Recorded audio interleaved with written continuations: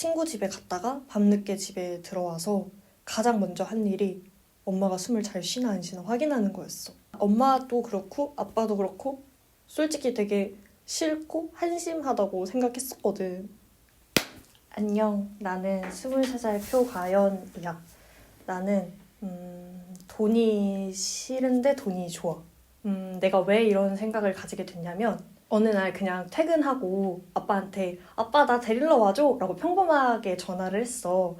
근데 아빠가 아빠 경찰서 가고 있는 중이라서 조금만 기다려달라고 하더라고. 그래서 이제 경찰서 쪽 지나가고 있는 중인가 보다 라고 생각을 했었어. 근데 아빠 차를 딱 타니까 표정이 심각하더라고. 분위기가 이상해서 왜 그런지 물어봤지. 그랬더니 아빠가 사고를 쳤다. 그래서 무슨 사고를 쳤냐? 라고 하니까 사기를 당한 거야. 근데 우리 집이 그렇게 부유한 편은 아니거든. 근데 아빠가 주식을 가지고 우리 가족 잘 살아보고자 주식을 했는데 그게 나쁜 사람들을 만나서 잘못돼서 한 7천만 원 정도를 잃은 거야. 솔직히 어떤 사람한테 7천만 원이 되게 크게 안 느껴질 수 있지만 우리 가족한테는 되게 크게 느껴졌었거든. 집에 들어와서 아빠는 잠도 한숨도 못 자고 밥도 한 끼도 못 먹고 근데 나는 첫째고 할 수 있는 건 뭐가 있지? 라고 생각을 하다가 내가 모아둔 고작 얼마 안 되는 400만 원이라도 깨서 아빠를 줄까? 라고 생각도 했었고 당장 친구들이랑 다음 달에 일본 여행 가기로 했었는데 그것도 취소를 했어. 우리 집 상황이 가도 되는 건지도 모르겠어서. 그러고 나서 아빠한테 얘기를 했더니 아빠가 울더라고.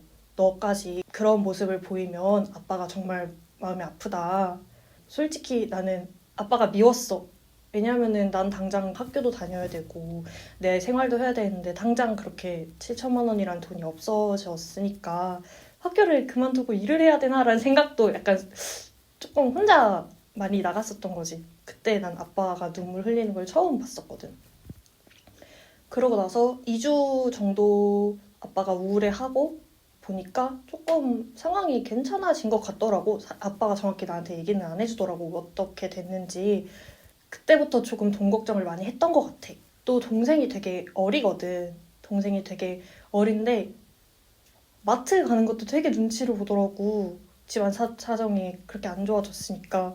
근데 그게 너무 속상해서 그것 때문에도 많이 울었었던 것 같아. 그러고 나서 한 2주 뒤에 엄마가 갑자기 밖을 막 나가는 거야. 원래는 엄마가 산책을 자주 하는 사람도 아니었고 밖에 나갔다 올게 라는 말을 정말 자주 안 하는 사람이거든. 그래서 엄마가 무슨 일 있나? 라는 생각을 했었어. 엄마가 밖으로 나를 부르더라고. 그래서 따라 나가봤지. 그랬더니 엄마도 사고를 쳤다 라고 얘기를 하더라고. 그때 순간 무슨 말이지? 라는 생각이 들었어. 들어보니까 엄마도 보이스피싱을 당한 거야. 고작 2주? 그러니까 아빠 그 사건이 일어나고 난 다음에 고작 2주밖에 안 지났는데 나는 진짜 아무 생각이 나지 않았어. 내가 할 수 있는 건 뭐지? 나한테 왜 그러지? 그러니까 좀 당황을 했었어. 엄마 아빠가 너무 미웠고 왜냐면은 나는 20살 이후로 한 번도 알바를 쉰 적이 없었고 21살 이후로는 남들 다 받는 용돈을 한 번도 받은 적이 없었거든. 나는 보증금도 내가 직접 벌어서 낼 정도로 되게 엄마 아빠한테 경제적으로 좀 부담이 되는 게 싫었고 그래서 나는 나름 열심히 살아가고 있다고 생각했는데 엄마 아빠가 그렇게 나오니까 조금 많이 당황스럽더라고.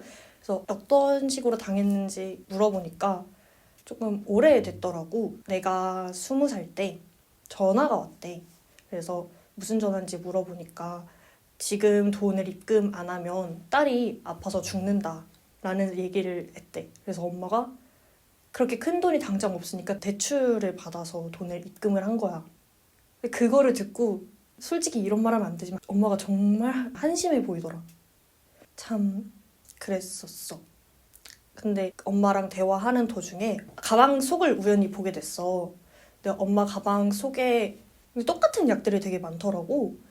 근데 나는 그때 내 생각밖에 안 났었고 당장 솔직히 이기적일 수도 있지만 당장 나 학교는 어떡하지? 당장 나도 돈이 없는데 우리 가족 어떡하지? 라는 생각이 먼저 들어서 그 약이 눈에 들어오지 않았었어. 그러고 나서 엄마 얼굴이 보기가 싫은 거야.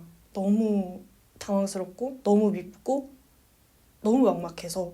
그래서 무작정 나는 친구 집으로 도망쳤어. 그러고 나서 저녁 때 아빠한테 전화가 왔었어.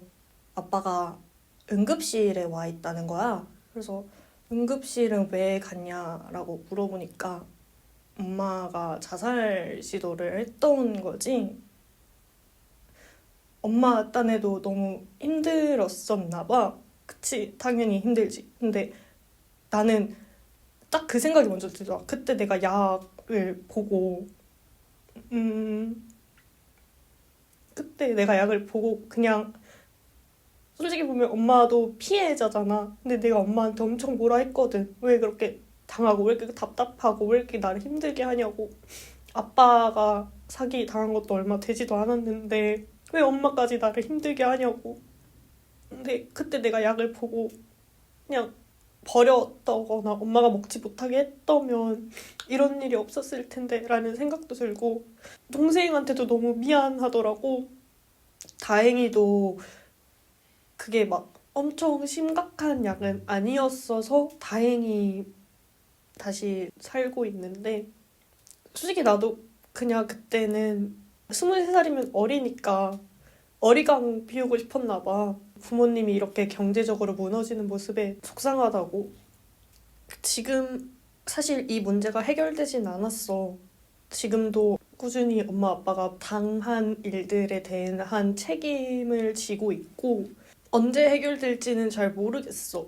아빠가 우는 모습을 23년 살면서 처음 봤고 엄마가 자살 시도를 한 걸 23년 살면서 처음 봐서 이제 돈이 너무 무섭더라고. 돈 때문에 사람이 이렇게 이래도 되나 싶기도 하고. 근데 또 돈은 또 좋고. 사실 이 얘기를 할지 말지 되게 걱정을 많이 했었어. 주변 친구들한테 얘기를 했을 때 다 얘기하진 않았지만 조금 두루뭉술하게 얘기를 했을 때 친구들이 되게 우리 엄마 아빠를 부정적으로 보더라고. 근데 처음엔 나도 그렇게 생각을 했으니까 이해가 돼. 근데 계속 옆에서 지켜보다 보니까 우리 엄마 아빠 잘못이 아니라 엄마 아빠를 속인 사람들의 잘못이 아닐까? 왜 피해 본 거는 우리 엄마 아빠인데 왜 이렇게까지 힘들어해야 하지? 라는 생각도 들더라고. 그래서 용기 내서 이야기를 하고 싶었고 사실 일이 언제 해결될지도 모르겠고 앞으로 우리 가족이 경제적으로 어떻게 될지도 사실 잘 모르겠어. 그렇지만 이 이야기를 하는 이유는 우리 가족뿐만 아니라 많을 거잖아. 이렇게 돈 때문에 힘들어하고 돈 때문에 마음 다친 사람들이 그런 사람들한테 본인이 잘못한 게 아니라 그냥 그렇게 만든 사람이 잘못한 거라고 얘기해주고 싶었어. 사실 우리 엄마 아빠한테 제일 얘기해주고 싶어. 엄마 아빠 잘못이 아니라고. 근데 나는 얘기를 못했거든. 그 순간에. 돈은 또 벌면 되는 거니까 너무 돈 때문에 사람들 마음이 다치지 않았으면 좋겠어서 이런 얘기를 해.